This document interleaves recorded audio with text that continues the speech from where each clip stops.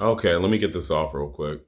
So, there's a such thing as unshackled freedom, and I think that's a very, very bad concept for this country because if this life has told me anything, is that Democrats tend to be the gas pedal, whereas or liberals, whatever you want to call yourselves, whereas conservatives or Republicans tend to be the brake pedal. And so Democrats seem to be hell bent on just, tossing out freedom like it's, Halloween candy. Like there should be no structure or no kind of tethers on the type of freedom that you guys are proposing. And what has that led to? That's led to boys wanting to be girls, girls wanting to be boys, boys going into the girls' locker rooms and girls going into the men's locker rooms. And there's no structure to it because freedom is a good horse that you can ride, but you have to have a destination. You have to have a purpose for that freedom. But when you just want freedom unfettered, that causes a lot of problems in human society. All right.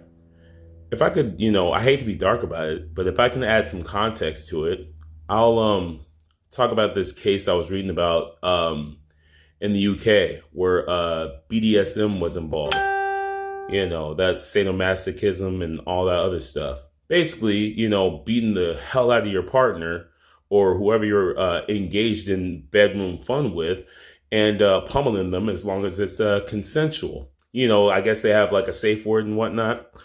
Um, but I was reading about this case where a woman had, succumbed and died from injuries that she, suffered at the hands of a sexual partner that she was getting it in with. And so that's unfettered freedom. We all say, and I'm not for taking people's rights at all. I'm not. That's not what this is about. I'm simply saying that too much freedom can lead to detrimental results.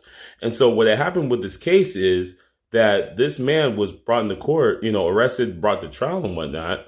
And his defense was, well, it was consensual. I mean, she succumbed to it.